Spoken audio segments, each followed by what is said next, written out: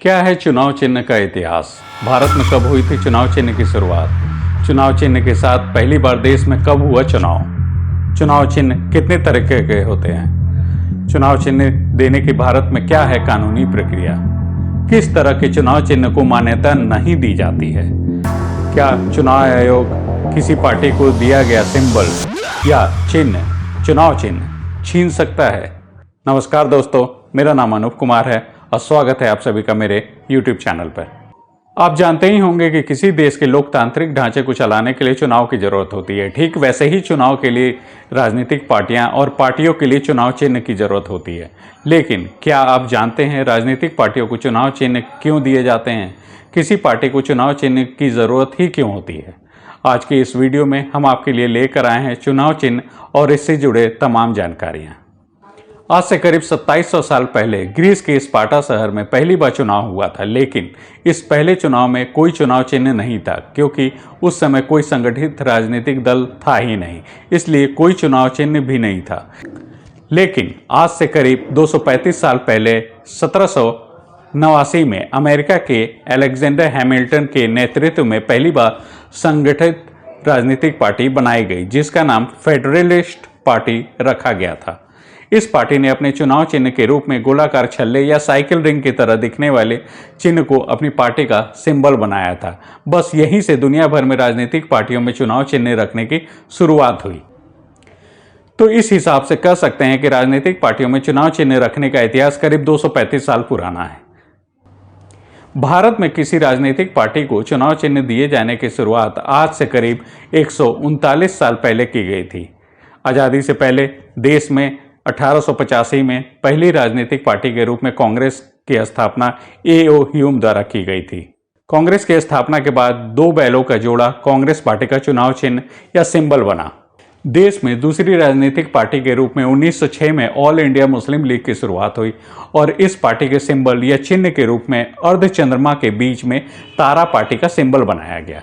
देश में पहली बार आज़ादी के बाद आम चुनाव 1951-52 में हुए थे, जिसमें पहली बार राजनीतिक पार्टियां चुनाव चिन्ह के साथ चुनावी मैदान में उतरी थी। उस समय 14 पार्टियों ने अपने अपने चुनाव चिन्ह के साथ चुनाव लड़ा था। उस समय चुनाव चिन्ह का मकसद सिर्फ इतना था कि देश में अधिकतर जनसंख्या पढ़ी लिखी नहीं थी, जो वोटिंग करते समय उम्मीदवार का नाम नहीं पढ़ सकती थी। चुनाव चिन्ह से ऐसे लोगों जो पढ़े लिखे नहीं थे उनको अपनी पसंद का उम्मीदवार चुनने में मदद मिलती थी। निर्वाचन आयोग के अनुसार किसी भी पार्टी को दिया जाने वाला चुनाव चिन्ह दो तरीके का होता है।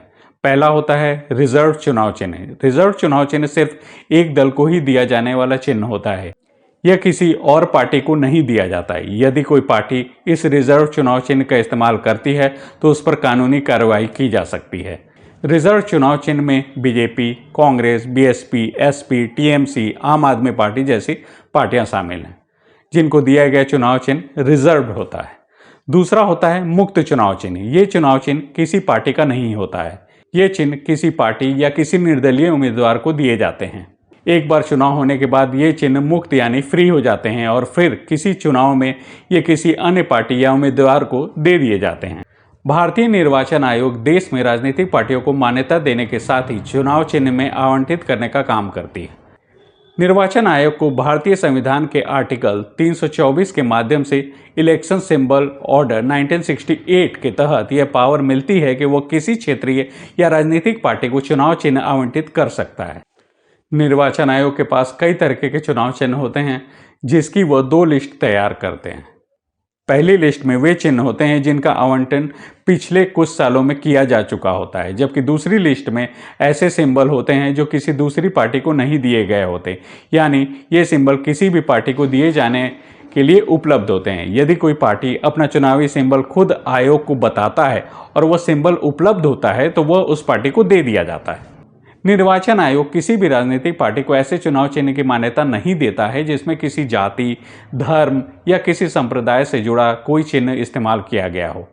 ऐसा इसलिए है क्योंकि भारतीय लोकतंत्र धर्मनिरपेक्ष समानता और संप्रभुता को बढ़ावा देता है। इसके अलावा पशु, पक्षियों या जीवों से संबंधित सिंबल को भी मान्यता नहीं दी जाती है।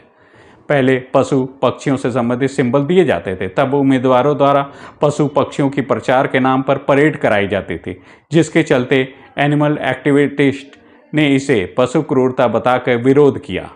तब से पशु पक्षियों से संबंधित सिंबल किसी पार्टी को आवंटित नहीं किए जाते हैं। चुनाव आयोग के पास ये पावर होता है कि वह किसी पार्टी को दिया गया चुनाव चिन्ह या सिंबल छीन या फ्रीज भी कर सकता है। साल 2012 में उत्तर प्रदेश की नैतिक पार्टी को झाड़ू का चुनाव चिन्ह दिया गया था। बाद में यही चिन्ह आम आदमी पार्टी को दे दिया गया।